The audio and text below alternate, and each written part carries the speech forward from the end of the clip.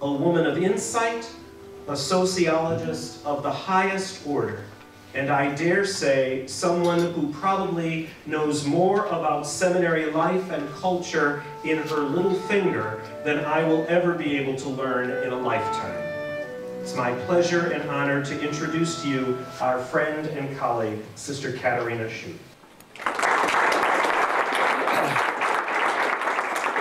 Thank you, Tom.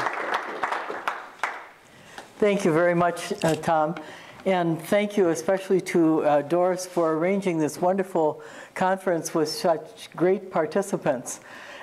Doris has a knack for inviting wonderful people to gather together.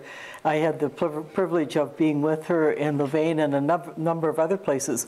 The last time I saw Doris was in Istanbul, Turkey. Our buses came together. I was with Father Don Sr. and the board of Catholic Theological Union, and we ran into each other, and what a wonderful trip that was. So I am really pleased to be with you. When I'm with scientists, I always feel I'm with such smart people, I hardly know what to say. But I hope that what I will have to offer will be a different perspective, and I'll be talking mostly about the social sciences, but with Doris's permission, I am going to have a two-part presentation, as you can see from the first slide. I will start with a general background on seminaries' college and theology level, because I think we need to be realistic about what is possible in terms of what we would all like to see happen in our schools. The curriculum of these institutions they're very tight, and they're very slow to change, as I have discovered. My last book is on the last 30 years of seminary education. I've been working for 32 years at this, and so what I notice is, while there are some changes in terms of students, of course, and faculty, the programs look fairly similar from year to year. And so I think it's a hard task to break through. As I've heard that wonderful presentation this morning by Guy, you know, I think we're coming back to earth. I don't want to say down to earth. We're coming back to earth from the heavens. And the necessity and importance of this endeavor becomes clearer and clearer to me, because we cannot move forward in the church, I think, very well without a better background knowledge for our seminarians and the lay students who are studying for ministry to know more about the context in which they are working. And that includes the natural sciences as well as the social sciences. So that's a little bit of the rationale that I had for doing this background as a beginning point. So the first part of the general background includes the items that you see listed there, the types of seminaries, enrollment, types of students, the requirements in both Theologates and college seminaries, and then the church documents that are related to formation. In your packet, there is a second paperclip, and on that paperclip there are, everybody has them, I believe, yeah. If you don't, Brian has some extra copies. Okay, the first two sheets are a bright yellow. And I have studied, most of the time, I have studied Theologates. So this opportunity to speak to you, knowing that many college seminary people would be here, and knowing the importance of the college background, I did some parallel work for college seminaries.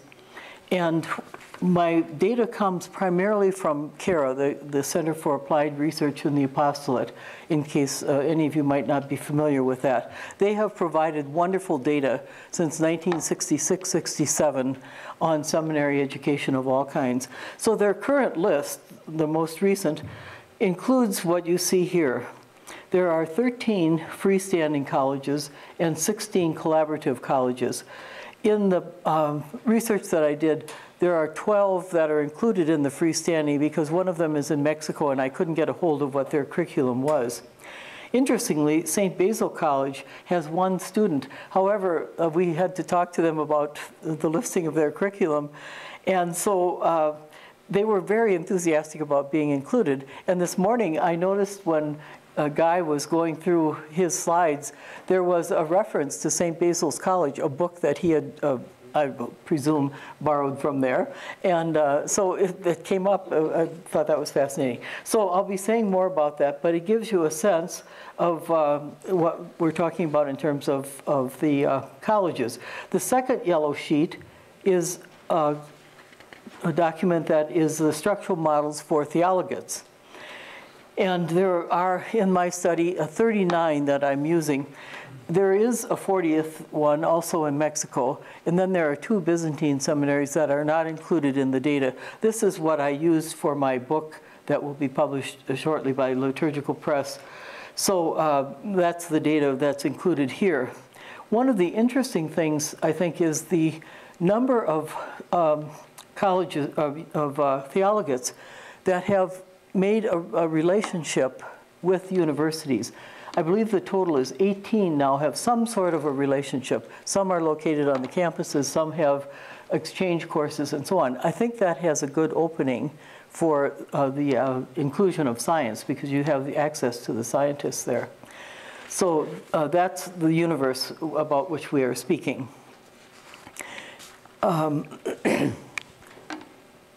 So I should have moved.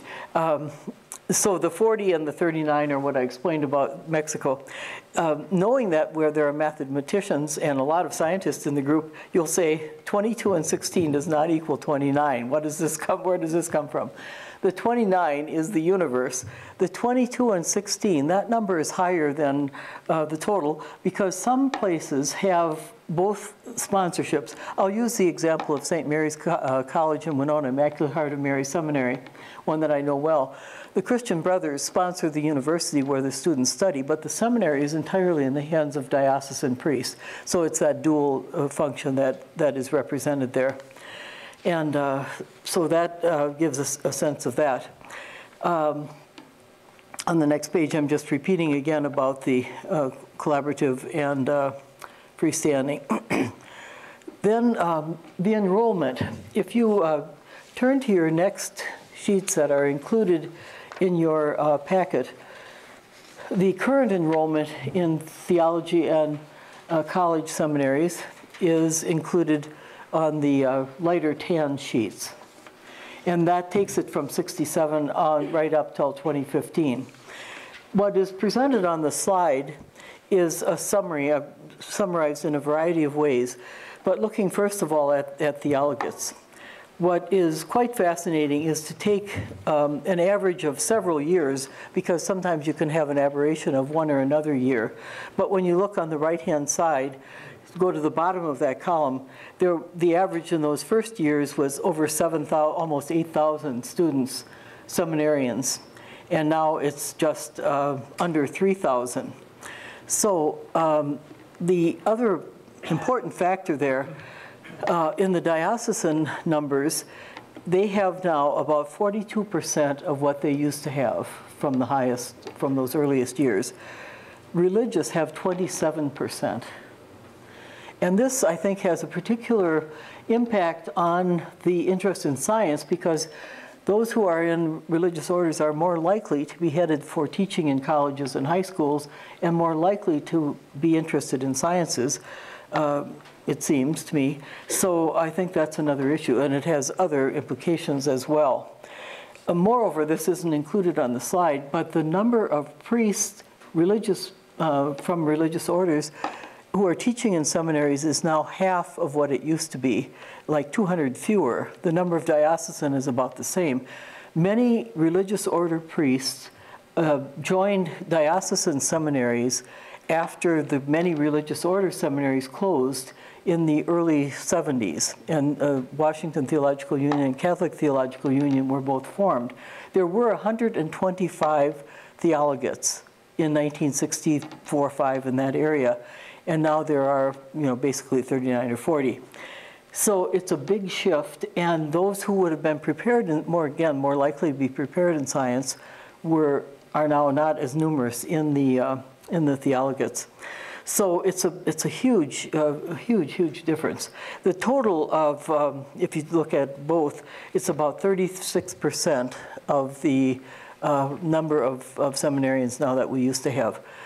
And that means, I mean, at the same time, the Catholic population has grown from 45 or 6 million to about 70 some million. So, you know, we're dealing with a whole different universe. And part of why I'm saying this is because it makes it a great challenge then to add something different, because they have to focus so much on the pastoral ministry. These are the college enrollments. There are now just a little less, or just a little more than 10% in colleges that there used to be. And so when there was more control over what students would take in a college seminary, now they're coming from all over the place. And then high schools is totally different. It's 2.5%. So huge, huge changes that we have. I forgot to mention that you read the columns down the left and then down the right. Our computer, of course, broke. We had to send it out to have these duplicated. And instead of putting them crossways, which I'm used to horizontally, they put them vertically. But I think you can follow. Now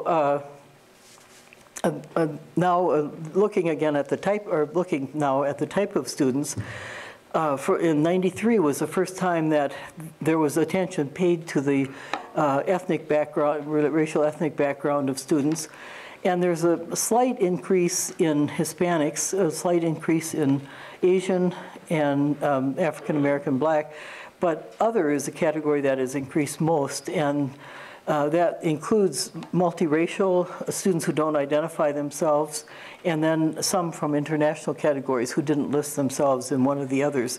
So the proportion of Caucasian students is going down considerably. Notice it's 64% now. Looking at the college seminaries, this is quite an interesting contrast, I think, in this sense.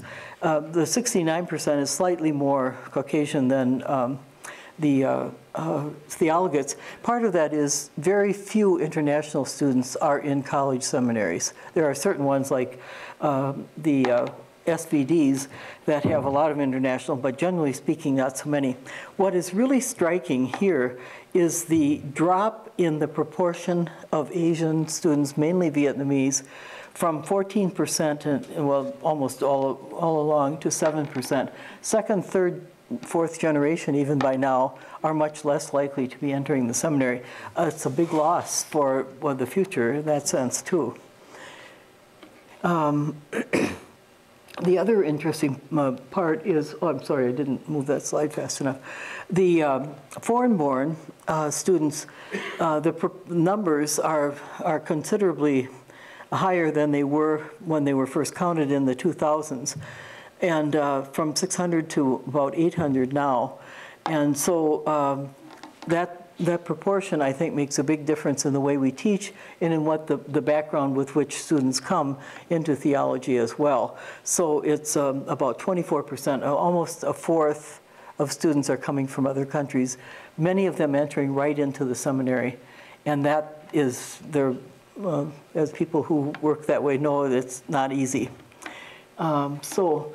The countries they come from, and this has remained rather stable, Mexico, Colombia, their highest, Vietnam and the Philippines, next Poland, Nigeria, and then all other. So that just is a little bit of interesting information. Now we get more to the heart of the matter, the academic requirements. And the average of all credits required is 117. Let's say roughly 120 divided into 2 semesters and 4 years. That means about 15 credits a semester. That's a heavy load. 5 courses at the graduate level. Of course, it's not all evenly divided like that. And so a few credits are taken in the summer. But you can see it's a very full program. And as you look down the list, do you see any natural sciences or social sciences? I don't think so. So this is what we're dealing with here. I'll just quickly go through to show, in a sense, not much change. Up 10% in total, I mean by 10 in total credits since 1987. And where have those credits been added? Not in the sciences, to be sure, not in the social sciences. Rather, the biggest increase, as we'll see in a moment, is in systematic dogmatic theology. So the priorities of those who are deciding what students should take do not match the wonderful documents that Dick mentioned last night, and I'm going to mention shortly. Pope John Paul II and Pastoris Dabo Vobis, and I'll say PDV to be short on that, is absolutely fabulous in what he has to say about the necessity of the kind of background we're talking about. The biggest support, the biggest warrant we would have to say this is really necessary. It has not seeped down to the level of the program of priestly formation. Anyway, so up by 10 credits. Scripture is almost the same, up by 1, but here we have the huge jump in the last, certainly over about 10 years, but by 8 credits. You know, when you think about a whole curriculum, it's about 3 extra courses in systematic dogmatic theology. Again, so that's the big change. Moral theology, interesting, had very slight change, and this is an area where I think the background, especially in science, but also social sciences, are really, really critical. The students need much more of those disciplines, especially biology or anatomy for that matter, when it comes to biomedical ethics, sexual ethics, and so on. And they simply don't have it. If you've ever taught those courses, you know what that's like. Church history, a little bit of change, and then pastoral theology dipped a little bit, but now it's up again. So not much change, and it's not easy to get people to change unless they're directed to do so, as they were with systematic theology and expanding the number of courses. This is an important slide. Notice, field ed is not too much different. Credits in general electives. What has happened? There are hardly any left. And do you think they're going to be taking those in the sciences? Probably not. So that's one of the big issues that I think in Theologates, that's extremely critical. So that's just to give a little context that way. Now on to college seminaries. And again, I know we'll have mathematicians here who might be noticing something. There's going to be a little discrepancy between what I show as listing in this way and then what I show by individual colleges in terms of number of credits. It's not a lot, but in the first case, what I did with my assistant, we looked at every curriculum of the 29 or 28 schools, really because of the one from Mexico, and looked at what their core requirements were, how it was listed, and then divided it by the number that actually offered that type of course. So you can see philosophy and theology, of course, 12 being the N number here, the base. So, 5.2 in natural sciences in freestanding seminaries, usually not lab courses because they don't have the facilities for that, usually rather generalized courses compared with what we'll see in a moment in the collaborative where they're at universities. Mathematics, pretty good. You go over across the other side for 6.7 for the social sciences, again, about 2 courses, and we'll see which ones in a moment. So then we come to the collaborative. Again, the numbers are not terribly different. There's nothing really worth noting the differences, except maybe the content of some of the courses because of the broader faculties available in a collaborative setting. You notice the sizes of the college, you probably didn't have time to notice, but on those very first sheets, the number of students in except a few places are very, very small. So then what are the actual courses? I categorized them. I consulted with one of my best scientist friends. And, we'll go take it at that. So the sciences, these are the areas. So most of them interdisciplinary. You know, it's like a big, let's talk about the natural sciences, not really getting deeply into something. The life sciences is probably the most specific, and that would often be biology. Some physical, and a few others where they had an option of 5 or 6 things, or they could, one was required and then they had an elective in the sciences. So you can see it's rather limited. Now here's where the discrepancy comes slightly in those total numbers. Again, it's small, but I like to be careful here. When we looked at the actual courses compared to what the core said, the numbers change. So there's a little inconsistency. Maybe they need a little math in putting together their catalogs. Moreover, catalogs are now almost universally online. And it's very difficult to follow some of them. I cannot imagine someone who doesn't know the system. If they're looking to see what's offered in seminaries and they would go to these websites, it's not going to be easy because it took a lot of investigating to get these numbers. Anyway, so this gives an idea of in the natural sciences by type of college, the number of courses required. So 3 in one case and 4 in the other is the most. By and large, it's 1 or 2 courses that are required. And then math may be an additional course. In the social sciences, the only thing that is, commonly, but only half requiring psychology. I was shocked at that. I was very surprised that more people didn't require that. Sociology, 7. And then some that are sort of sociologically related. Social justice, cultural studies. Then economics, you see what the rest of them are. So again, it's not a robust list, is it? And then we have the next list, which tells a number. There's one college that requires 6 courses in the social sciences, amazingly. But so there you see, again, the limited number of courses that are required. So when they come into theology, they don't have this great background that they're just anxious to take more courses. Now, Dan Minling was showing me a list of the students who come with a BS degree to Mount St. Mary's, and there are quite a lot on the list, but very few with physics and nobody in chemistry, a few in biology. Many of them that have a BS degree, it's in business and some other things that are not, again, related to sciences. But that's an interesting study that should be done more broadly. Dan had some great ideas there. So I'll just pause for a second in anything that was confusing or that you'd like to ask about, because at the end we'll leave some time for Michael to respond and to God knows what he will say or do, but we'll do that in a moment. Any comments or questions at this point?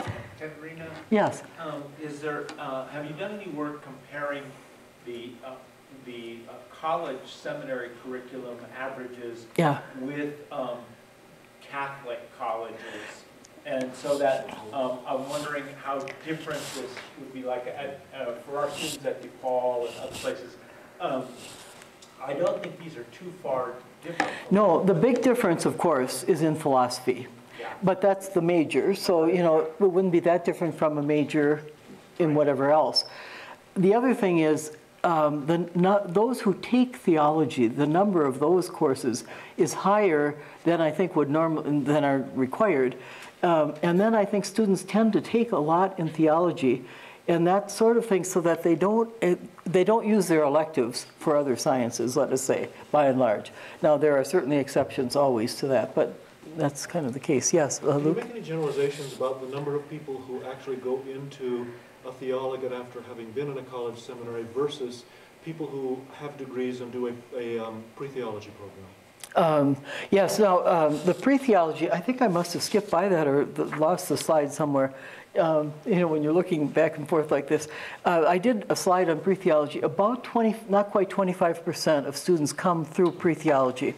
Now, there one is more likely to find students who have a broader background because they have a different major and they're often older and a lot of other things. So there is a difference in that respect. But it's about 25%. Yes, yeah, right, yes. You indicated the increase of courses in systematics and yes. mathematics and the drop in electives. Right. What are the reasons that you think motivated these changes? Yes. In the last 2 programs of priestly formation, there are long lists of courses in every area practically. And in the systematic area, there were several additional things that were listed as to be absolutely required. Especially in the 2005 PPF, that was true. In 2008, the report came out from that apostolic visitation of seminaries, and there they challenged anybody who wasn't doing those sorts of things, offering those courses that were recommended or required. And so then schools, I think, added them in the next few years too. So that's how that happens. Seminaries generally speaking, I think follow the directives of the program of priestly formation. As we'll see in a moment, they do not follow so closely with the Pastores Salva Vobis, which I say is quite good. And last night, Dick really brought that out very well. So, yes, Dan?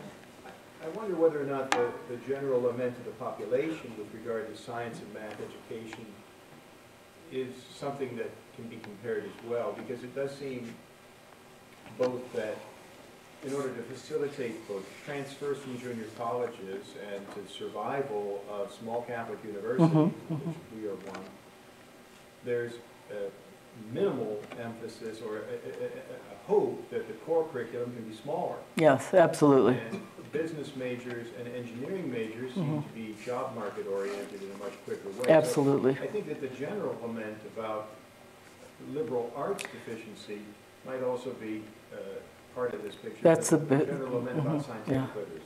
Parents say we're not paying for them to be taking these courses, you know. We're paying for them to get a job. So yes, it's very prevalent. That's really a strong point. The other little handout here that I just listed all of the names of courses and the number of schools that offered or that required those particular courses, just to give you an idea for you to look at it at a later point. I'll move on now just because the time it flies. So here are the documents that I chose. The first three are really the ones that speak most significantly to the issues at hand. Optatum Totius, which is the Vatican II document, and then Pastores Salva Vobis and the PPFs, and you can see the years in which they were revised. And there's another one due, I think, in what, 2020, I believe is the projected date coming up.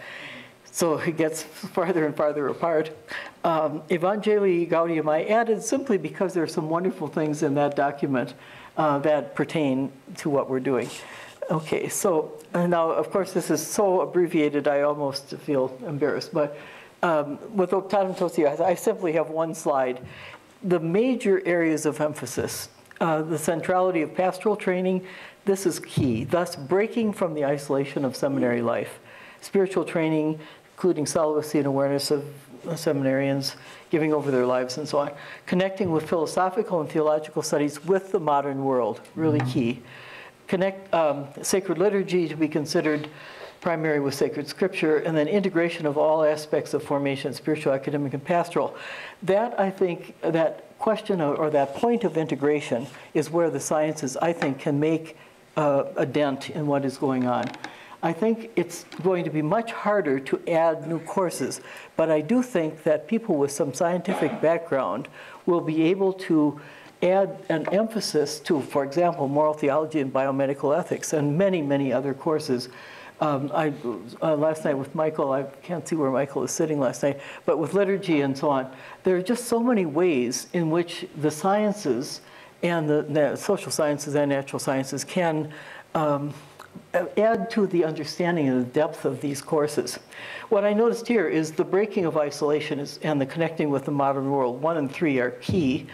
And then the celibacy, I think for a fuller understanding the natural or the social sciences, especially psychology, I was so surprised to say that only half of the seminaries require psychology. And then, you know, pastoral ministry is so dependent on that. And not very many in sociology either, and then that integration point. So those are some of the major things there. Now, PDV, I'll go through these quickly because Dick mentioned many of them last night.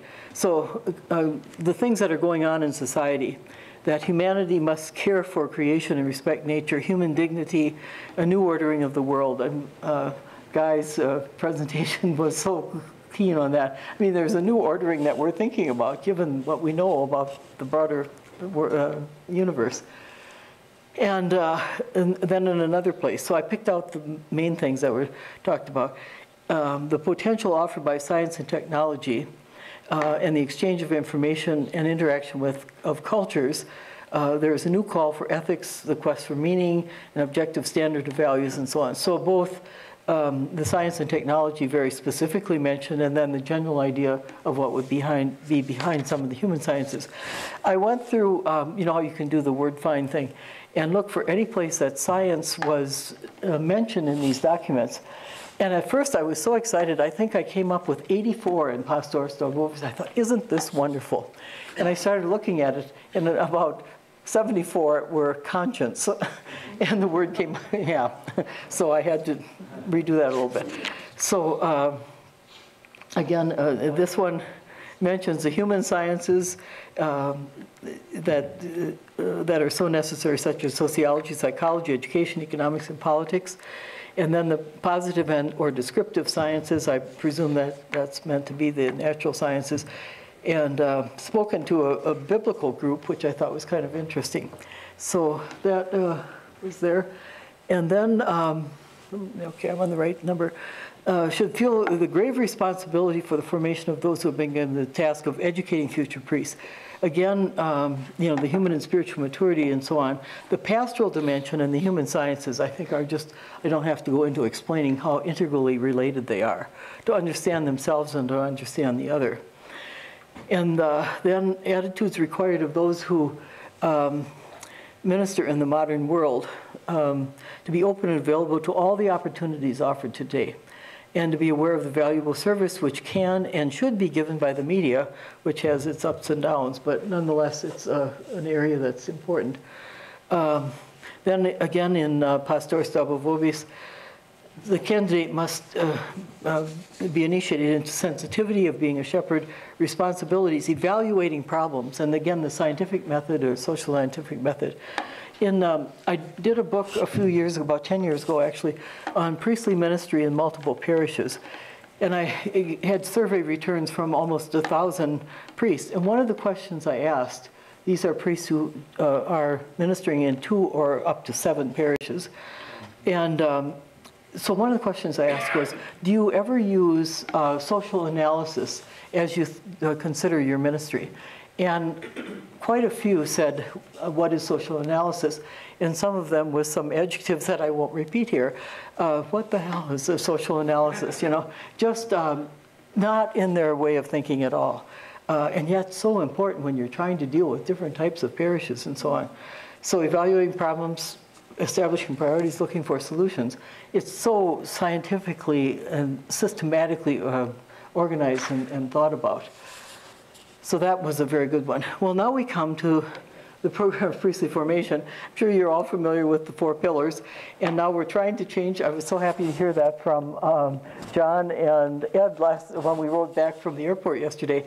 The words are trying, there's some effort to change that to dimensions or aspects, because pillars sound like they stand alone, let alone one big pillar and 3 toothpicks. I never heard that one before. So at least the idea that there's some mixing and matching going on. So these are different dimensions of one whole thing. So I think you could get a very good image to go with that. So the pastoral especially is relating to the societies. So college seminaries, they did a little bit better. And the numbers are given there. In the college, the students follow a double course of the intellectual formation, the liberal arts, in the arts and sciences, and then synthesize and organize. But they don't give very much direction. You know, it's really vague. The next one is not a lot better. Study the natural world of humanity and its historical and cultural diversity, and then you know, intellectual curiosity and those sorts of things. Pretty general. It doesn't say they should have some courses in these things. And moving right along, still in college, liberal arts is important. Here they get more specific. Studying mathematics and natural science and the social and behavioral sciences. And then they list everything else in the world. And it doesn't say that one is particularly important. Although by understanding the human sciences, they can comprehend the world in which God acts and so on. So that's pretty good. But it's skimpy. And then more from colleges, contemporary issues of the day, and current knowledge and interest. So those are really good statements. But this caveat I thought was kind of interesting. While psychology and human sciences can be resources for human formation, they are not the same. Kind of like psychology really isn't quite right, and there's plenty of other literature that suggests that beware of psychology. So it's not a great endorsement. So then when it comes to Theologates, it didn't take long. So the first is in in the chapter 163, quoting Pastor Stavo Vobis, which is great, cannot be detached from priestly formation from other human knowledge, especially philosophy and the human sciences. And then the result, consideration to the results of the natural and human sciences for moral norms and so on. So that's a very good statement. But consider that this book is probably 100 and some pages, and I'm going to come up with, I think, with 3 skimpy little quotes here. And then cultural sensitivity, pretty broad again. Appreciation of diversity and society in general. So, there it is. And then finally, the director of human formation should be exemplary in personal maturity and appreciation of the psychological and human sciences, and then be prepared to engage contemporary culture. Those are good statements. That's as close as you come to have a recommendation of taking a science course or a sociology course in theology. So I don't think that's going to stir a lot of response. And so that's why I'm suggesting that I think the best way to approach this is to take these wonderful insights you have and insert them as you can in other courses. Not to say that some of, when I looked at the courses that you all are developing, what a tremendous list. And I think there'll be places where those will go well. So let's hope for that.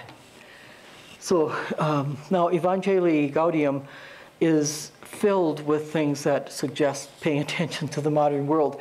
I'm almost going to not spend time on this because it's just so full, and I've got a whole bunch of quotes, but I thought you might like those for your own use and defense.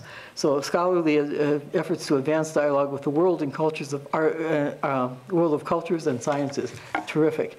The church and theology exist to evangelize and not to be content with desk-bound theology. Thought that was great. The other sciences, oops, the next one. Other sciences also help to accomplish this idea of working with the seminarians. And then the social sciences, again, advances being made in so many fields. We had the perfect example this morning. Majority of our contemporaries are barely living from day to day, awareness of the world, getting out of that insulated seminary space. Rapid and cumulative advances occurring in the sciences and in technology. It just goes on and on. And I included 9 of them because I thought they were so terrific. Encounter between faith and reason and sciences, tools of evangelization, how best to bring the gospel message to different cultural contexts and groups, and their scholarly efforts to advance dialogue with the world of cultures and sciences. Just repeated again and again in different sections of this document. And then taking into account the contributions of the sciences and related to the social order, and the paths, looking at states. Who was it? Peter, this at lunch we had such an interesting talk about his work with political science, dialogue with states, with society, and with other believers. And then a synthesis between the responsible use of methods proper to empirical sciences and other knowledge. And faith is not fearful of reason.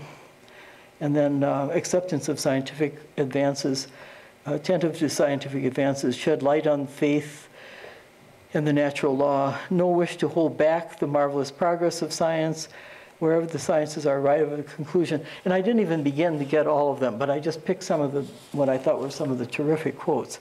So that's there. Well, now we have, of course, Laudato Si, and this document in a certain sense is all about scientific things, but it's all about a lot of other things too. And I didn't do much with this because it's not really about seminaries per se, though it certainly should have some relationship. But it provides a challenge and a directive to the church leaders to take seriously the responsibility of caring for the earth. And it serves as a source of material that should be incorporated into the curriculum of seminaries. That the document doesn't say that. That's my little editorial. And I quote St. Francis of Assisi, of course. Praise be to you, Lord, my Lord, reminds us that our common home is a great gift of God that needs care. And then because of the harm that's been inflicted, many efforts are needed with concrete solutions, and then that there are obstructionist attitudes that need to be changed, and sometimes our seminarians have those destructive attitudes. And then finally, if one is to evaluate some of these concerns, There's a new book. Sean, do you know if it's published yet? The assessment workbook? Is that actually published? You know, the one that, no, there's an effort that the seminary leaders have been at for a long time to look at how to assess all 4 areas of seminary, the 4 areas or dimensions and pillars. You know, certainly that would be something that would be helpful in that. But I put a few things that I sort of made up about how this could be done. Attentive to scientific research and how it might be applied to interpreting the teachings of the church. Demonstrate an interest in a knowledge of cultural context. Appreciate the works well, there's a typo there. What works well in a variety of social settings. Demonstrates the ability to incorporate contemporary understanding of science and culture in preaching and teaching. So you could evaluate students using some of the statements like that. Now we get to the point of all of this, the big questions. So I'm going to make the big questions, connecting them with 2 things. One is with the fields of study that we looked at and the related areas, and then Catholic social teaching.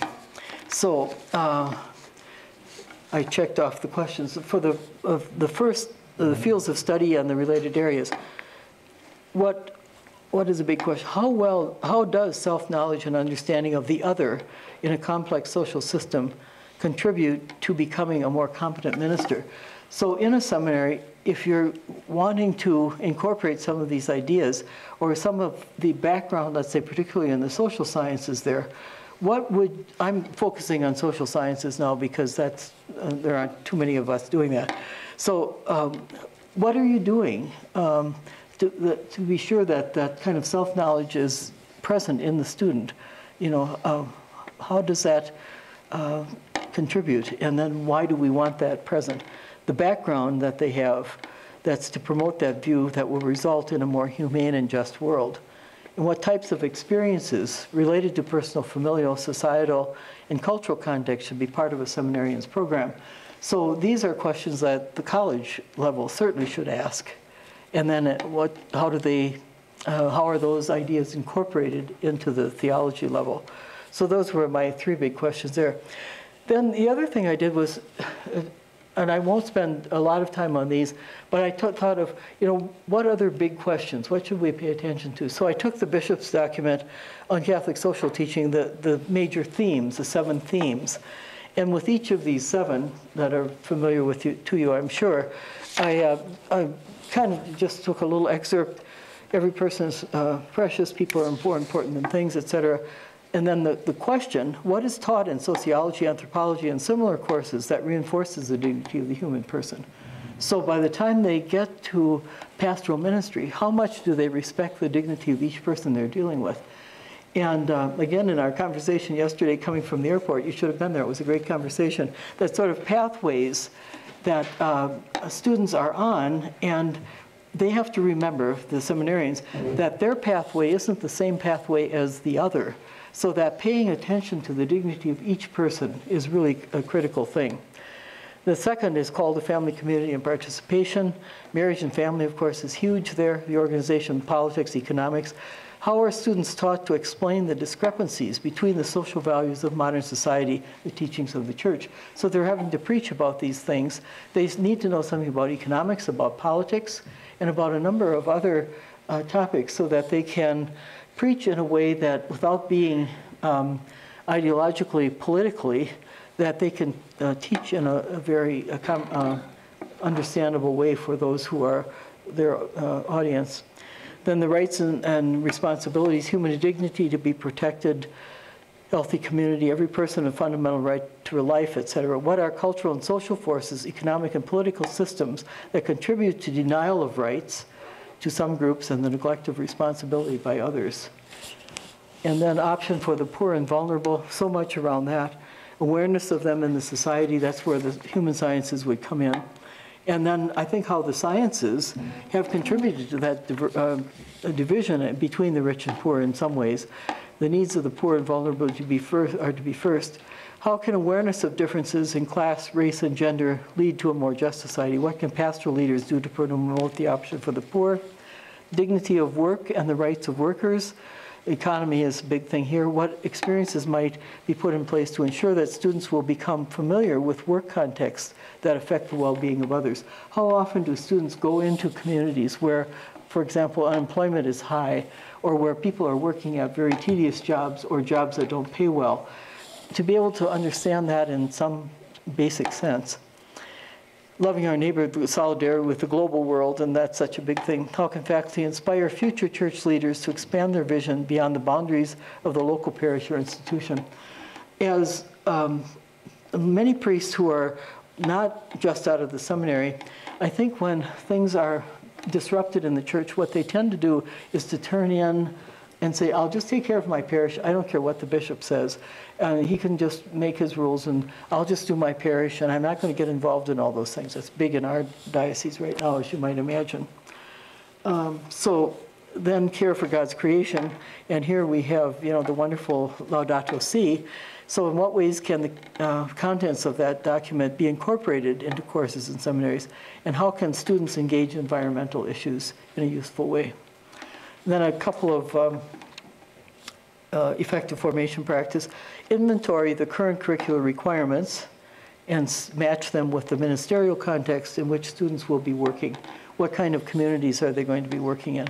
Reflect diversity in course syllabi, lectures, discussions, case studies, bibliographies, and assignments. Use a variety of techniques in the classroom that in themselves reflect the giftedness of those with different backgrounds. And then finally, teach students to recognize the importance of knowing their own culture. Invite into the classroom those who are living models of dialogue with diverse cultures and situations. Recognize that the acculturation of students to new material, new ideas, and new situations takes time. We'd like them to absorb all that's happening in this conference, but it'll take time for them to grasp all that. Teach students how to adapt their styles and methods of ministry to match the needs of the people they serve. So this is a huge field, and it's just so exciting and wonderful, but at the same time, it seems daunting. So I'll leave it up to Michael to respond to all that. Thank you.